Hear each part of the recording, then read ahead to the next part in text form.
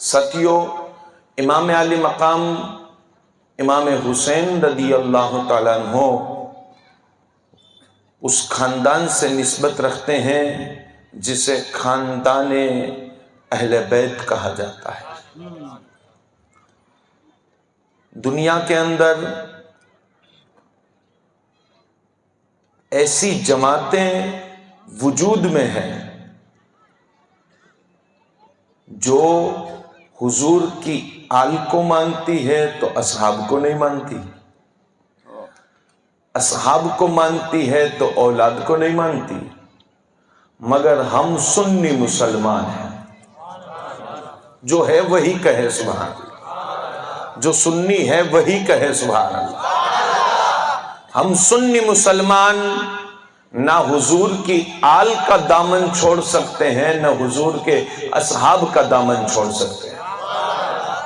ہم ہر اس ہستی کا احترام کرتے ہیں جسے تاجدار مدینہ سے نسبت ہو، پھر وہ ہستی نہ بھی ہو اور خاک ہو مدینے کی، تو ہم اس مدینے کی مٹی کو بھی پیشانی پہ لگاتے ہوئے خاک شفا پکارتے ہیں، کیونکہ اس مٹی کو مصطفیٰ کے شہر کا ہونے کی نسبت حاصل ہو گئی ہے۔ ساتھیو، میرے آقا تاجدار مدینہ صلی اللہ علیہ وسلم کا یہ جو گھرانہ ہے، جو حضور کا پریوار ہے، جو حضور کا خاندان ہے، جو حضور کے گھر کے لوگ ہیں، انہیں اہل بیت کہا جاتا ہے۔ کیا کہا جاتا ہے؟ اہل بیت۔ جو حضور کے گھر کے لوگ ہیں انہیں اہل بیت کہتے ہیں، اور جو حضور کے یار ہیں، حضور کے گھر کے نہیں مگر حضور کے دوست ہیں، حضور پہ ایمان لائے، حضور کے مرید ہیں، انہیں صحابہ کہا جاتا ہے۔ تو جو لوگ صحابہ کو پکڑ کے اہل بیت کو چھوڑ دیتے ہیں وہ ادھورا دین سمجھتے ہیں، جو اہل بیت کو پکڑ کے صحابہ کو چھوڑ دیتے ہیں وہ بھی ادھورا دین سمجھتے ہیں۔ پورا دن سنیوں نے سمجھا، سنی نہ نبی کے گھر والوں کو چھوڑنے کے لیے تیار ہے، نہ حضور کے در والوں کو چھوڑنے کے لیے تیار ہے۔ ان کے گھر میں بے اجازت جبرائیل آتے نہیں، ان کے گھر میں بے اجازت جبرائیل آتے نہیں۔ ارے قدر والے جانتے ہیں قدر و شان اہل بیت، جن کی پاکی کا خدائے پاک کرتا ہے بیان، ان کی پاکی کا خدائے پاک کرتا ہے بیان، آیا تطہیر سے ظاہر ہے شان اہل بیت۔ یہ اہل بیت پاک رسول اللہ کا یہ خاندان، رسول اللہ کے گھر والے، ساتھیوں وہ عظیم لوگ ہیں جنہیں اہل بیت ہونا نصیب ہو گیا۔ اللہ کے عزت و جلال کی قسم، جو حضور کے خاندان کا ہو گیا پھر اس کے مقابلے میں کوئی کبھی نہیں آ سکتا۔ آقا آپ کے جو گھر والے ہیں، آپ کی جو اہل بیت ہے، ان میں آپ کو سب سے زیادہ کن سے پیار ہے؟ تو میرے نبی نے کہا ان میں مجھے سب سے زیادہ میرے حسن سے پیار ہے، حسین سے پیار ہے، اور ان کی ماں اور ان کے ابا سے پیار ہے۔ حسن سے پیار، حسین سے پیار، اور ان کی والدہ اور ان کے والد سے پیار۔ یہ اہل بیت میں حضور کہتے ہیں میں سب سے زیادہ انہیں پیارا رکھتا ہوں۔ امام علی مقام امام حسین خاندان رسول کے مہکتے ہوئے پھول ہیں۔ اور ساتھیوں، آج تو آپ کو کہیں وہابی کھینچتا ہوا اپنی طرف آئے گا نظر، کہیں رافضی اپنی طرف کھینچتا ہوا نظر آئے گا، مگر ہم سنی مسلمان ہیں، ہمیں اپنا عقیدہ ہمیشہ یاد رکھنا چاہیے۔ جو عقیدہ ہمیں خواجہ خواجگاہ والی ہندوستان غریب نواز نے پلایا ہے، جو عقیدہ ہمیں مخدوم پاک نے پلایا ہے، جو عقیدہ ہمیں صابر پاک نے پلایا ہے، جو عقیدہ ہمیں شاہ عالم سرکار نے پلایا ہے، جو عقیدہ ہمیں فاضل بریلوی نے پلایا ہے، وہ عقیدہ کیا ہے کہ ہم نبی کے گھر والوں کو بھی نہیں چھوڑ سکتے، نبی کے در والوں کو بھی نہیں چھوڑ سکتے۔ اگر گھر والوں کو چھوڑے تب بھی برباد، اور در والوں کو چھوڑے تب بھی برباد۔ اعلیٰ حضرت امام احمد رضا سنیوں کا عقیدہ اس طرح سمجھاتے ہیں، کیا کہتے ہیں پتہ ہے؟ اہل سنت کا بیڑا پار ہے۔ اب اہل سنت ہے تو کہیں سبحان اللہ، اہل سنت کا ہے بیڑا پار۔ اے اعلیٰ حضرت، سنیوں کا بیڑا کیوں پار ہے؟ سنیوں کے پاس پیسے زیادہ ہیں اس لیے، سنیوں کے پاس پبلک زیادہ ہے، سنیوں کے پاس طاقت زیادہ ہے، کیوں بیڑا پار ہے؟ تو اعلیٰ حضرت امام احمد رضا کہتے ہیں اس لیے بیڑا پار نہیں کہ سنیوں کی پبلک زیادہ ہے یا سنیوں کے پاس پیسہ زیادہ ہے، نہیں نہیں، بات تو یہ ہے کہ سنی کا بیڑا اس لیے پار ہے کہ نجم ہے اور ناو ہے، عطرت رسول اللہ کی سنی کے ہاتھ میں صحابہ کا بھی دامن ہے، آل رسول کا بھی دامن ہے۔ نعرہ تکبیر، نعرہ رسالت، نعرہ حیدری۔ سنیوں کا بیڑا پار ہے، اور میرے آقا نے فرمایا، کہو محبت سے سبحان اللہ، میرے آقا فرماتے ہیں میری اہل بیت کشتی نوح کی طرح ہے۔ بھائی آپ سے زیادہ کشتی کا کون نالج رکھنے والا ہو سکتا ہے؟ میرے آقا کہتے ہیں میری اہل بیت یہ کشتی ہے، اور کشتی کیسی ہے؟ آقا نے فرمایا کشتی یہ نوح ہے۔ مطلب یہ کہ نوح علیہ السلام کے زمانے میں جا کے دیکھ، جو نوح کی کشتی میں بیٹھا وہی بچا ہے، جو نہ بیٹھ پائے، بڑے سے بڑا تریا ہو، بڑے سے بڑا ماہر ہو، بڑے سے بڑا جاندار ہو، ڈوب گیا ہے، اور جو کشتی میں بیٹھا وہی بچا ہے۔ تو آقا کہتے ہیں میری آل کے علاوہ تمہارے پاس کوئی آپشن ہے ہی نہیں، کوئی دوسرا رستہ ہے ہی نہیں۔ میری آل یہ تمہارے لیے کشتی نوح ہے۔ اگر دنیا کے سمندر میں پار ہونا چاہتے ہو تو میری آل کا دامن پکڑ لو، پکڑ لو، کہیں پیرانے پیر غوث اعظم کا دامن پکڑ لو، پکڑ لو، کہیں خواجہ خواجگاہ حوالیے ہندوستان غریب نواز کا دامن پکڑ لو، پکڑ لو، کہیں حاجی کلمانی کا دامن پکڑ لو، پکڑ لو۔ ارے ان کا دامن پکڑو گے تو دنیا کے سمندر میں پار ہو جاؤ گے، ان کا دامن چھوڑ کے لاکھ نمازی بن جا، لاکھ حاجی بن جا، لاکھ متقی بن جا، ارے اپنی پیشانی کو سجدے میں رکھ کے مر بھی جائے گا اور دل میں آل رسول کے لیے نفرت ہوگی، جہنم میں جا سکتا ہے، جنت میں نہیں جا سکتا۔ جنت میں وہ جائے گا جس کے دل میں آل رسول کے لیے احترام ہوگا، جس کے ہاتھوں میں آل رسول کا دامن ہوگا۔ میرے آقا کہتے ہیں میری اہل بیت کشتی نوح کی طرح ہے، اور میرے آقا نے فرمایا دنیا والوں، کشتی میں بیٹھنے کے بعد اگر کشتی چلانے والا رستہ بھول جائے، ایک سال گمتا رہے، کبھی گھر نہیں پہنچ سکتا۔ اے بھائی جو دریا میں چلا جائے، رستہ کھو جائے، آپ لوگ تو سمندر کا سفر کرنے والے لوگ ہو، کہو محبت سے سبحان اللہ۔ ہیں میرے آقا کہتے ہیں میری اہل بیت تو کشتی نوح کی طرح ہے، مگر میرے صحابہ یہ ستارے ہیں، یہ ہدایت کے ستارے ہیں، اگر ان سے تم نے رستہ معلوم نہ کیا، جان تو بچ پائے گی، کبھی منزل پہ پہنچ نہیں پاؤ گے۔ اگر منزل پہ پہنچنا ہے تو پھر ابو بکر صدیق کو بھی ماننا پڑے گا، حضرت بلال حبشی کو بھی ماننا پڑے گا، طلحہ اور زبیر کو بھی ماننا پڑے گا، سلمان فارسی کو بھی ماننا پڑے گا۔ مگر میں بتاؤں سنیوں، اس وقت ایمان کے لٹیرے گھوم رہے ہیں، اگر آپ کو اپنا ایمان بچانا ہے تو اپنے بچوں سے محنت کرانے سے ایمان نہیں بچے گا.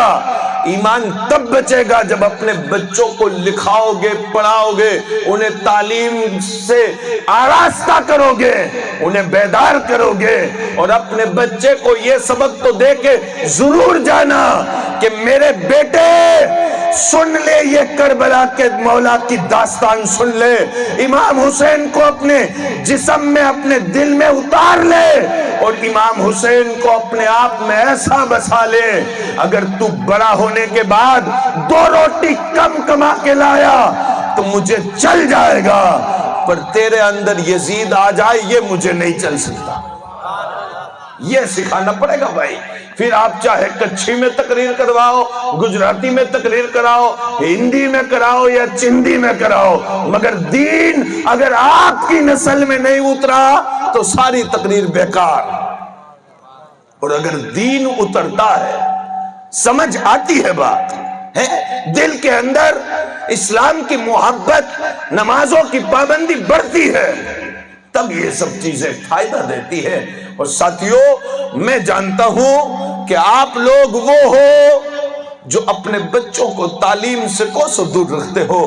دیکھو امام حسین کی ذات ہے جنہیں تعلیم سے اتنا پیار ہے کہ تاجدار مدینہ صلی اللہ علیہ وسلم نے امام حسین کو لکھنا بھی سکھایا ہے، پڑھنا بھی سکھایا ہے.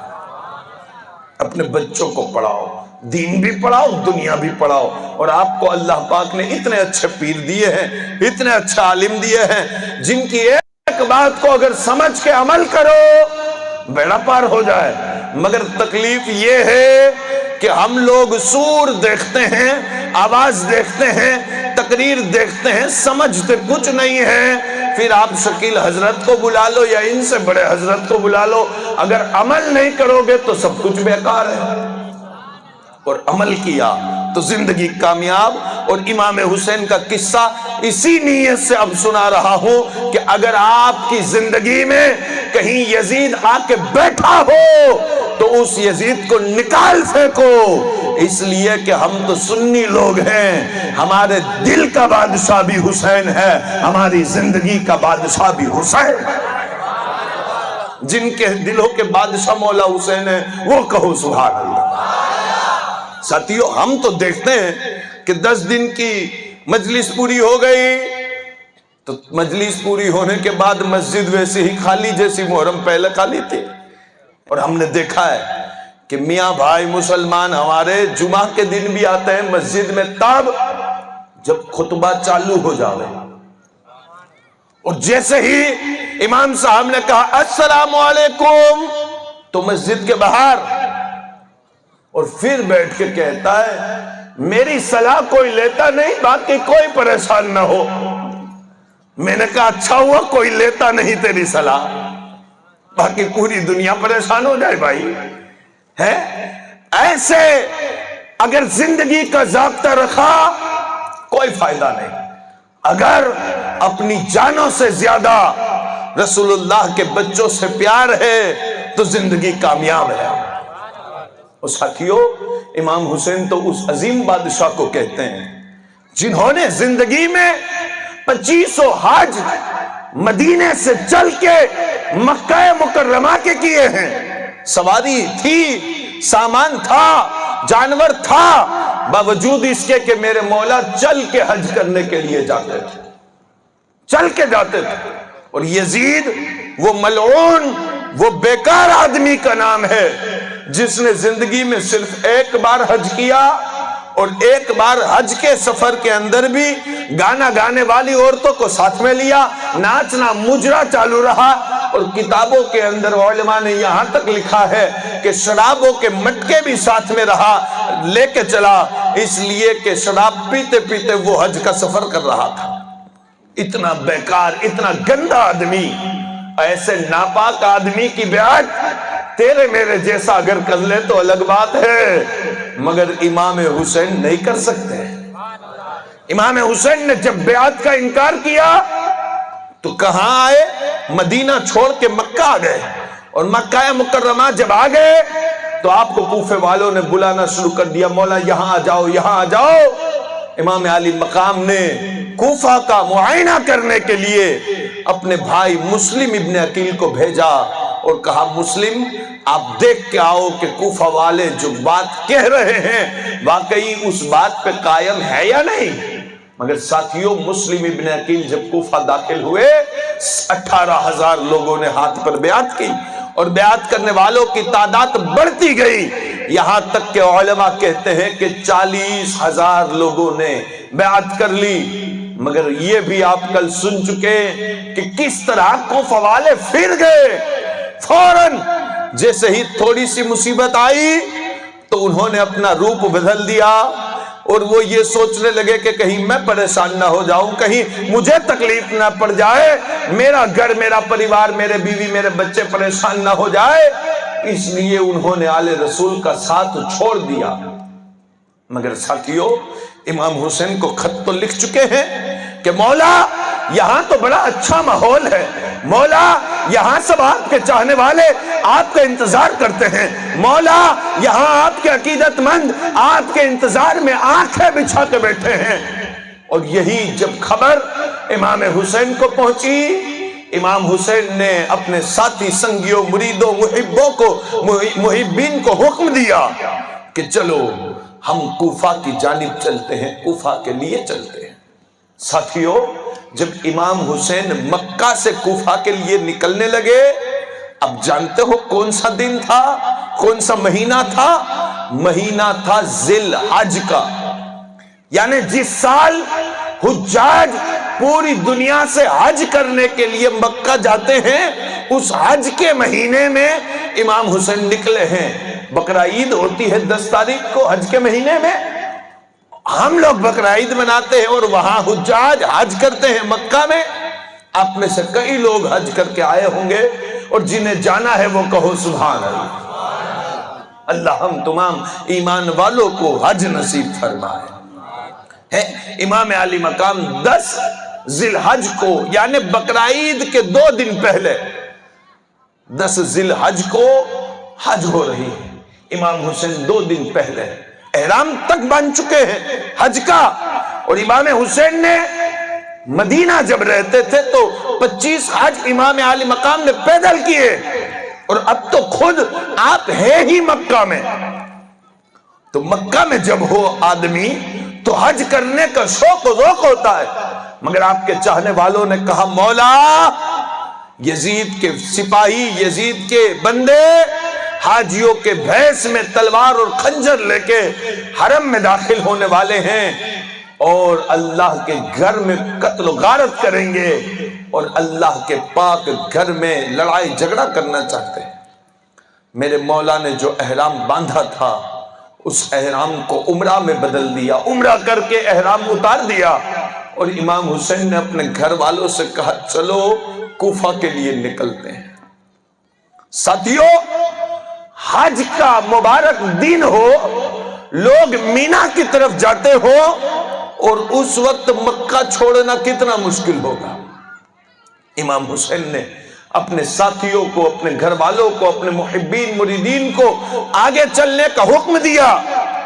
यहां तवातुर के साथ इमाम हुसैन को ना जाओ ये कहने वालों की बड़ी संख्या है, बड़ा उनका नंबर है। किन किन ने कहा न जाओ, मैं ये बयान नहीं कर सकता। अगर इस पे चला गया कि इमाम हुसैन को किन किन लोगों ने जाने से रोका, तो साथियों किस्सा मेरा यहीं और वक्त मेरा यहीं खत्म हो जाएगा। इमाम हुसैन की बारगाह में आपकी बहन है सैयदा ज़ैनब, वो ज़ैनब के शोहर हैं जिनका नाम है अब्दुल्ला, और अब्दुल्ला इमाम हुसैन के चचा के बेटे हैं, और इमाम हुसैन के चचा हैं, आपके बड़े अब्बा हैं जिनका नाम है जाफर तैयार, मौला अली के सगे भाई, मौला अली के जाफर तैयार सगे भाई हैं। और जाफर तैयार मौता की जंग में हुजूर के आलम बरदार बना के हुजूर ने भेजा था। जाफर तैयार को दुश्मन ने उनके दोनों बाजुओं को काट दिया था, अब शहीद हो गए। मेरे आका ने उस वक्त कहा था कि लोग कहते हैं कि जाफर मेरे भाई के बाजुओं को काट दिया गया, मगर मैं देखता हूं कि अल्लाह ने उन्हें मुजर्रत के पर दिए हैं وہ تو جہاں چاہتے ہیں فرشتوں کے ساتھ اڑتے ہیں، جہاں چاہتے ہیں وہاں چلے جاتے ہیں، جہاں سے آنا چاہیں وہاں سے آ جاتے ہیں۔ یہ جعفر طیار مولا علی کے بھائی ہیں، اور اس جعفر طیار کے بیٹے ہیں جن کا نام ہے عبداللہ، اور عبداللہ امام حسین کے بہنوئی بھی ہیں، یعنی سیدہ زینب کی شادی یہ عبداللہ بن جعفر طیار سے ہوئی ہے۔ حضرت جعفر طیار کے بیٹے عبداللہ ابن جعفر امام حسین کی بارگاہ میں آئے اور کہنے لگے میرے مولا، میرے امام، آپ مکہ چھوڑ کے نہ جائیں، میں نے مکہ کے گورنر عبداللہ ابن زبیر سے آپ کے لیے امان نامہ لکھوا لیا ہے، مولا آپ آ جائیں، آپ رک جائیں۔ بڑی کوششیں کی مگر امام حسین نے کہا کہ میں رک نہیں سکتا، اور روکنے والے حضرت عبداللہ ابن عمر ہیں، عبد الرحمن ابن ابو بکر ہیں، عبداللہ ابن زبیر ہیں، بڑے بڑے صحابہ اور صحابہ کی اولادوں نے امام حسین سے منع کیا کہ آپ نہ جائیں، کوفہ والے بھروسے کے لائق نہیں ہیں، کوفہ والے بھروسے کے لائق نہیں ہیں۔ اور ساتھیوں حدیث اور روایتوں میں یہ بھی آتا ہے کہ امام حسین کے چاہنے والوں نے کہا کہ جس طرح عثمان غنی کو ان کے بچوں اور پریوار کے سامنے شہید کر دیا گیا، آپ کے ساتھ ایسا نہ ہو جائے، اس لیے اگر آپ جانا بھی چاہیں تو بچوں اور پریوار کی عورتوں کو لے کے نہ جائیں۔ مگر امام حسین نے حضرت عبداللہ ابن جعفر سے جو کہا یہ بات سننے لائق ہے۔ عبداللہ ابن جعفر سے کہا کہ مجھے جانا پڑے گا، مجھے جانا پڑے گا۔ کہا کیوں جانا پڑے گا؟ کہا مجھے رسول پاک صلی اللہ علیہ وسلم نے خواب میں جانے کے لیے حکم دیا ہے۔ کہا حضور نے کیا کہا ہے؟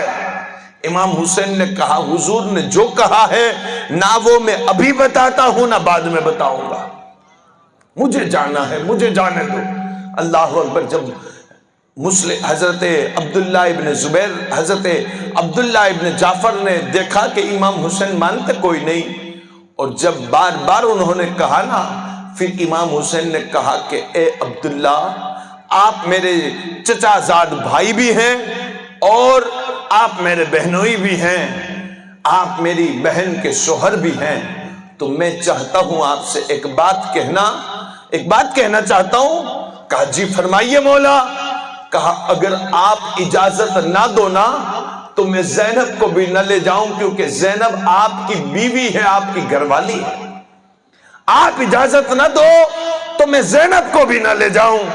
اللہ اکبر۔ حضرت عبداللہ ابن جعفر نے کہا مولا ایسی بات نہیں، بس مجھے ان سے بات کرنے کی اجازت دی جائے۔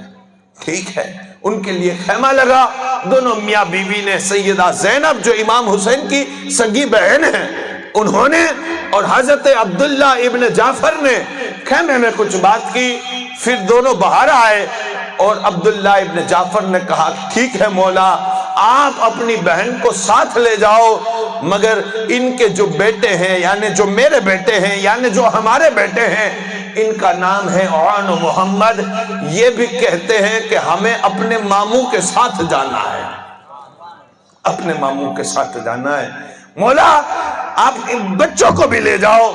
امام علی مقام نے کہا ٹھیک ہے۔ ساتھیوں وہاں سے جب قافلہ آگے چلا، آگے چلتے چلتے امام علی مقام نے جو جس جگہ قیام کیا، جن لوگوں سے ملاقات کی، وہ اگر قصہ بیان کرنے بیٹھ جاؤں تو وقت پورا ہو جائے، مگر امام حسین ایک جگہ پہ پہنچے، اور ایک جگہ پہ پہنچ کر امام حسین نے چاہا کہ میں اپنے بھائی مسلم کو خبر دوں کہ ہم لوگ نکل چکے ہیں، امام مسلم کو پیغام پہنچاؤں، نامہ لکھوں، پتر لکھوں کہ ہم لوگ نکل چکے ہیں، ان قریب ہم کوفہ پہنچنے والے ہیں۔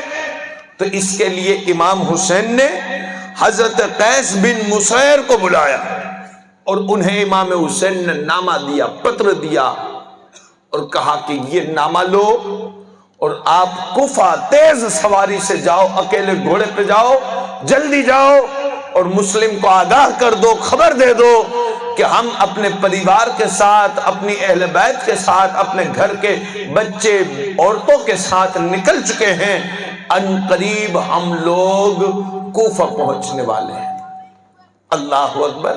اب یہ تو کوفہ والوں کا حال آپ کل سن چکے. آؤ اب حسینیوں کا حال سناتا ہوں, کہو محبت سے سبحان اللہ. حضرت قیس بن مسیر امام حسین کا نامہ پتر لے کر تیز سواری لے کر کوفہ پہنچے, اور کوفہ کے راستے پہ انہیں پولیس نے گرفتار کر لیا, اور دیکھا جگہ جگہ پولیس کھڑی ہے. پولیس نے تلاشی لی, اور تلاشی لے کے دیکھا کہ ان کے پاس ایک خط ہے, ایک پتر ہے, ایک نامہ ہے. اور پولیس نے جب نامہ دیکھا تو اس میں دستخط دیکھی, مہر دیکھی, سائن دیکھی, سگنیچر دیکھی جو امام حسین کی تھی. تو پولیس نے انہیں حضرت قیس بن مسیر کو گرفتار کیا, اور گرفتار کر کے عبید اللہ ابن زیاد کے پاس بھیج دیا.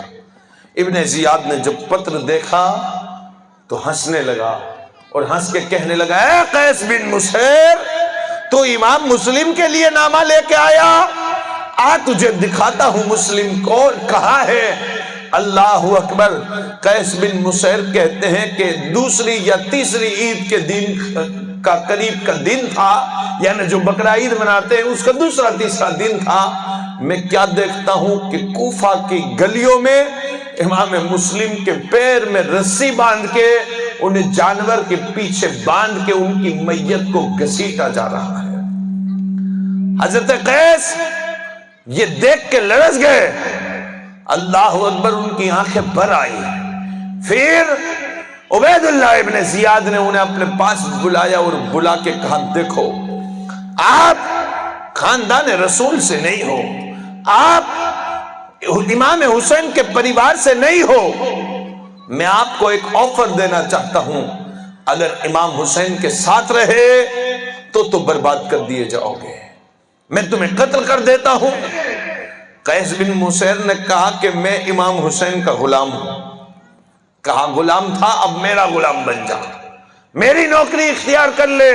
اگر حسین کا دامن پکڑ کے رکھا تو تیرے میں ٹکڑے ٹکڑے کروا دوں گا, اور اگر میرا دامن پکڑ لیا تو نے تو میں تجھے زندگی تو خیرات میں دے ہی دوں گا, اور سرکاری نوکری اور عزت اور پیسہ وغیرہ دوں گا, وہ الگ ہے. حضرت قیس بن مسیر کچھ بولے نہیں. عبید اللہ ابن زیاد کا چہرہ دیکھتے رہے. عبید اللہ ابن زیاد نے کہا, قیس چلو ہم نے تمہیں منظور کر لیا, ہم نے تم پہ رحم کھا لیا. اب ایک کام کر دو ہمارا, تاکہ تمہاری وفاداری کا ثبوت ہو جائے. ہم تمہیں کوفہ کی دارالعمارت پہ کھڑا رکھتے ہیں اور پورا کوفہ جمع کرتے ہیں, لوگوں کو بلاتے ہیں, اور تمہیں تقریر کرنی ہے. تقریر میں میرے وخان کرنے ہیں, میری تعریف کرنی ہے, اور معاذ اللہ امام حسین کی برائی کرنی ہے, امام حسین کی غلطی نکالنی ہے, ان کے بارے میں خراب بولنا ہے. حضرت قیس خاموش کھڑے ہیں. اس نے کہا, چلو جاؤ سپاہیوں کوفہ والوں کو جمع کر کے لاؤ. پورا کوفہ جمع کر دیا. دارالعمارت کی چھت پر حضرت قیس بن مسیر کو کھڑا کیا گیا اور کہا گیا کہ اب امام حسین کے بارے میں غلط بولو, ابن زیاد کی تعریف کرو. ساتھیو, ایسے وقت جب موت سامنے ہو کہو سبحان اللہ. اور اس وقت ذکر حسین اگر کرنا پڑ جائے تو عاشقوں کے لیے کیسی عید ہوتی ہے. قیس بن مسیر نے کوفہ والوں کو دیکھا, عبید اللہ ابن زیاد کو دیکھا, سارا منظر دیکھ کے پتہ ہے کیا کہا؟ جو کہا وہ تو میں آگے کہتا ہوں. ایک ربائی اسی کے سے ملتی جلتی ہے جو حضرت قیس کے جذبات ہیں. حضرت قیس کوفہ والوں کے سامنے کھڑے ہیں, چاروں طرف امام حسین کے باغی ہیں اور کہہ رہے ہیں کہ امام حسین کی برائی کر. تب قیس بن مسیر کیا کہتے ہیں؟ دارین کا سلطان حسین ابن علی ہے, دارین کا سلطان حسین ابن علی ہے, دارین کا سلطان حسین ابن علی ہے.